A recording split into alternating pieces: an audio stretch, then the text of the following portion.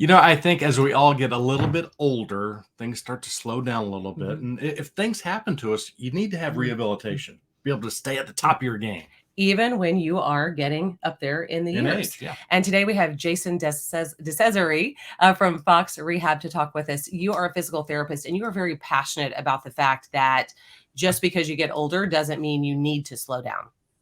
I am. I mean, as you said, we're all getting a little bit older day over day, and I look at it from the perspective of where I want to be when, I reach my 70s, 80s, 90s, and I think we have a responsibility to hold ourselves accountable to that for our loved ones too. I think, the old days of getting older means sitting in a wheelchair, or using an assistive device, and honestly being unable, I think, are gone, and I hope so, for my own sake and for everyone's. Yeah. So a lot of times when if your parent has breaks a hip or has a stroke, those are things that you automatically assume that there will be some physical therapy, occupational therapy, maybe speech therapy involved. Um, so those are the kinds of things that we typically think of. Oh, that's when our parent needs physical therapy or some sort of rehabilitation. Absolutely.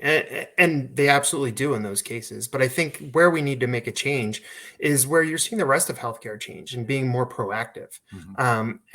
As in caring for a loved one who's aging, I think we have to recognize the small changes and then advocate for them with their physician, with whoever may be involved in their care to get them the care that they may need. Things like noticing they're having more trouble getting up and down from a chair, things like those little losses of balance that it's really easy to kind of to put off and be like, oh, well, it happens, but mom caught it. It's okay. Those are things that we can do, objective tests that allow us to measure their likelihood of a fall or a hospitalization in the near future. And to identify it before it happens so they get to maintain not only quality, but quantity of life. Yeah. One of the big predictors of a decline in quality and quantity of life is a hip fracture. So we know after someone falls, they're more likely to pass away in the next year, unfortunately. And again, I think of that as being, we need to intervene before then, not after. Mm-hmm. Yeah.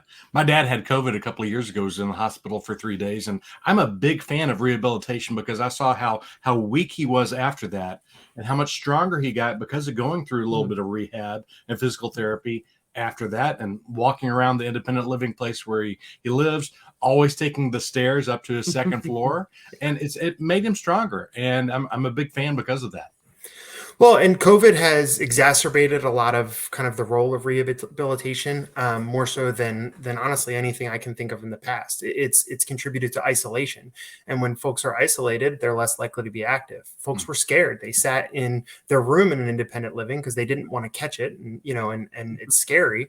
And so, what happened? Well, where they used to walk to 3 meals a day and participate in activities and do all these sorts of things that kept them well, they didn't, and we saw them decline even more. And then, God forbid they did get COVID.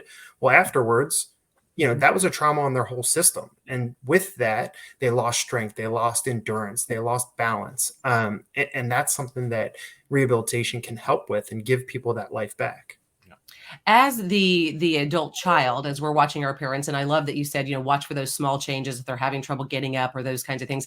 How do you know when it's time to try to add to be able to suggest maybe that they need some physical therapy, occupational therapy, when it's not because of something specific? So for me, it's anything that is causing a change in their abilities. Whether, I'm a physical therapist, so I always speak from the perspective of a PT, thinking about things like balance, strength, mobility, but occupational and speech therapy as well. Are they having trouble doing their activities of daily living? Are they having trouble with memory and recall, or, producing language, swallowing? All those sorts of things would indicate a need to at least have the conversation. I think, I'm a big believer in ask, because you might find out that it's not necessary, but you might find out that it is. I have a really great relationship with my own primary care physician. I advocate people kind of finding one that they actually get along with and like, Mm-hmm. because then it's a comfortable conversation to say, hey, I'm a little bit worried about this. Do you think we should do something? Mm-hmm. Again, the squeaky wheel gets the grease, right? So if you don't bother to ask, you're not going to find out that there's a need. And it may be that you're worrying needlessly, and hopefully you'll get some reassurance from that person, and you won't need it. But if you do, hopefully by asking, you get it earlier, not later. Any suggestions for what we do if our aging parents are a little resistant to this, if Mhm. they aren't motivated to get better, to be able to walk better, get up better, and how Mhm. do we get them to enjoy rehab? It's the hardest part of what I do. I always joke and say, in choosing a path in healthcare, I chose one of the hardest ones because my intervention isn't a pill, an injection. It isn't anything easy. Mhm. Yeah. I have to get buy-in and get the person to want to Mhm. do it. And for me, it's about understanding what that person actually cares about. Mhm. I think the mistake that clinicians make, therapists make, is um, setting goals for the patient. I want you to walk 500 feet. I want you to do this. I want you to do that. Well, who cares what I want? It's not about me. It's about the person sitting in front of me. Mhm. And so I'm very, very much focused on finding something that they actually care about on day one. Mhm. So one question that I ask every patient I work with on the first day is, tell me what you want back. What is the most important? What will success in our plan of care look like? Mhm. And if you do that, I think it's a lot easier to get buy-in. And Mhm. so for you as the person caring for a loved one, I think it's knowing that loved one and saying, Dad, you really used to love to go to my daughter's soccer games. You aren't able to do that now because you're balanced and you're nervous to walk on the grass. Mhm. Why don't we get someone in here to help with that?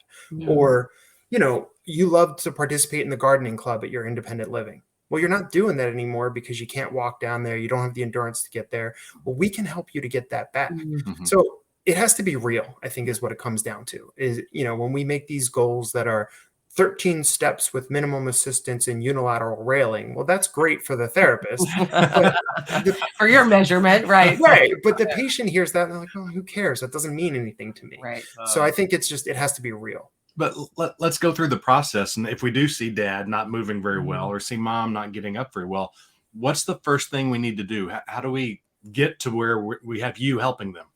Well, so if you're within the Fox footprint, which we care for older adults in 24 states currently, most of the East Coast, working our way kind of southwest and also northwest.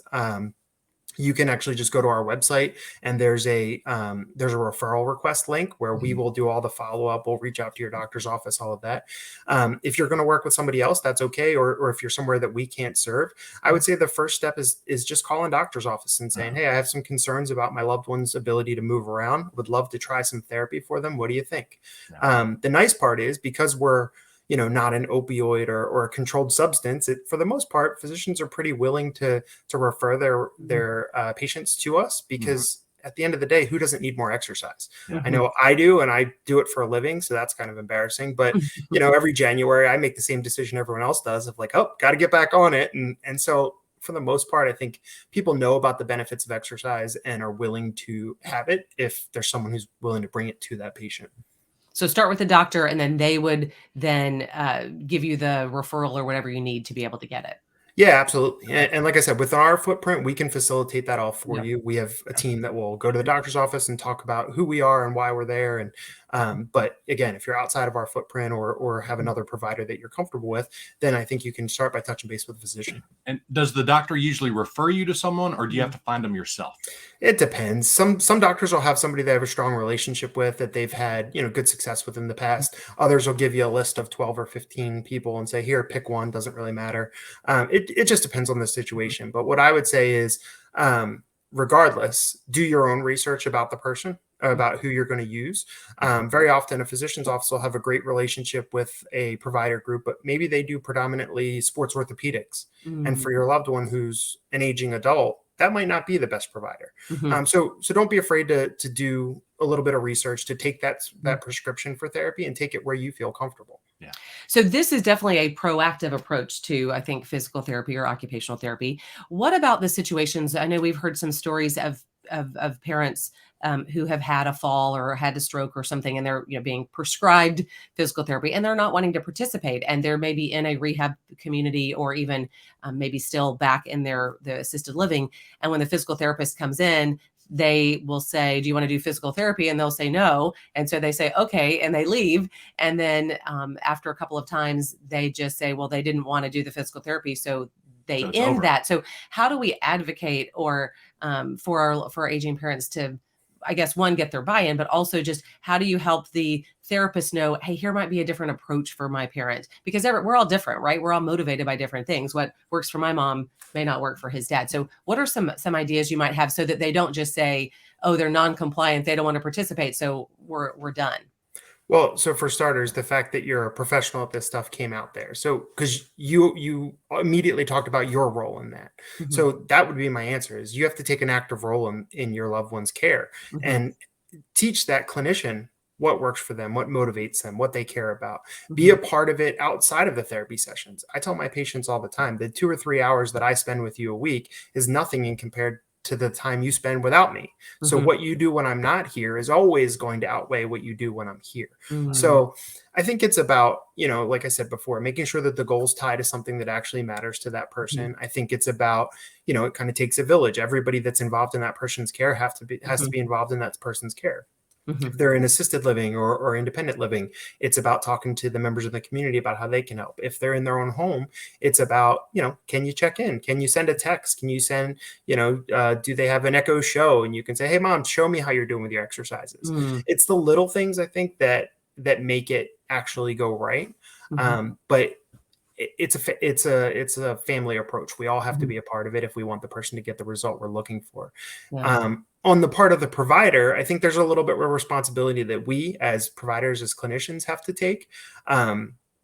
Unfortunately, I think we've all heard a story of what you said well, the therapist came twice, said mom won't participate, and discharge it. And we have to do better, to be truthful. I always kind of tell people that clinicians, therapists are like everybody else. We're on a bell curve. There's great ones, there's not so great ones, and there's everything in between. We have a responsibility as a profession to do better and to give that person the ultimate opportunity to get better, to take the time to understand what motivates them and how to help. And that's where our outpatient house calls model fits in. Under the traditional home health model, absolutely a necessary part of the care continuum. But there are times when they just can't continue if the person doesn't immediately participate and demonstrate progress. In the outpatient setting, we have a little bit more flexibility to have some time to figure out what motivates that person, what works for them, to understand that, for example, with someone with dementia, we might have a day where we take a step backwards, and that's okay. And we're going to come back tomorrow and we're going to figure it out and help them get, back what actually matters. So long-winded answer in case that's not obvious. All of mine are.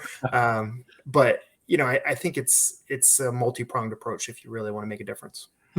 Long-winded, Jason Decesari, some great tips and great answers today. Thank you so much for helping everybody. Thanks for the opportunity to talk to you. Yeah, I think we learned a lot here about Absolutely. how you've really got to, again, be proactive, Right. and be ahead of the game to keep those aging parents going. And help find out what really motivates them. I think that's so important. I think we forget that. It's just like, no, you need to, but why do they want to? And know, again, that we all have different personalities, so different things motivate each one of us. Yeah. If you've got any type of topic you'd like for us to discuss with an expert here, let us know. Parenting aging parents.